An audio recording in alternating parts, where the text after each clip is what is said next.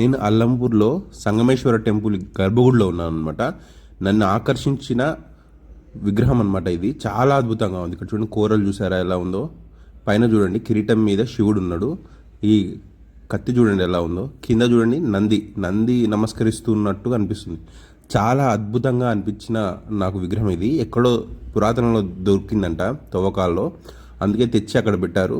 చాలా అద్భుతంగా అనిపిస్తుంది. చూడండి, వేళ్ళ లోపల నుంచి ఒకటి శూలంలాగా వచ్చి పైన చంద్రాకారంలో ఉంది. నేను ఖచ్చితంగా వీరభద్రుడే అనుకున్నాను.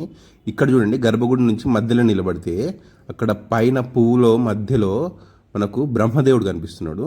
చాలా విచిత్రంగా అనిపించింది నాకు. ఒక్కసారి మీరు ఎప్పుడన్నా సంగమేశ్వర టెంపుల్కి వెళ్తే ఖచ్చితంగా విజిట్ చేయండి. చాలా బాగుంది టెంపుల్ మాత్రం. లోపల ఆ విగ్రహాలు అయితే ఒక్కొక్కటి ఒక్కొక్క చెప్పేలా ఉన్నాయి. మనకు నిజంగా చారిత్రక ఆధారాలు అనమాట ఇవి.